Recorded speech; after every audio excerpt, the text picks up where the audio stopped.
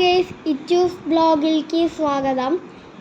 ഇപ്പോൾ രാത്രി 12 മണിയാവാറായി. ഞങ്ങൾക്ക് പുറത്തുനിന്ന് എന്തെങ്കിലും കഴിക്കണം എന്ന് എനിക്കൊരു തോന്നുന്നു. അപ്പോൾ ഞങ്ങൾ അച്ഛൻ്റെ അടുത്ത് പറഞ്ഞപ്പോൾ അച്ഛൻ പറഞ്ഞു ഓക്കേന്ന്. അപ്പോൾ ഡ്രസ്സൊക്കെ മാറിയിട്ട് വെയിറ്റ് ചെയ്യാൻ പറഞ്ഞു. അപ്പോൾ ഞങ്ങളിതാ ചെരുപ്പിട്ടിട്ട് ഇങ്ങനെ പോകുന്നു.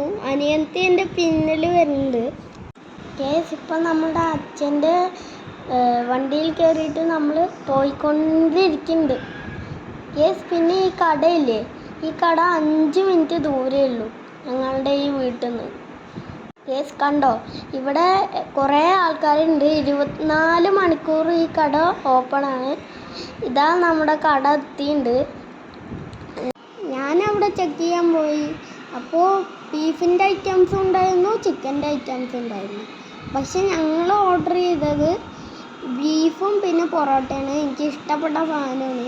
പിന്നെ ആമി വെയിറ്റ് ചെയ്യാണ്. അപ്പോൾ എനിക്കോ ഇങ്ങനെ വെയിറ്റ് ചെയ്ത് വയ്യായിരുന്നു. അപ്പോൾ പെട്ടെന്ന് നമ്മുടെ പൊറോട്ടയും വന്നു, ബീഫും വന്നു.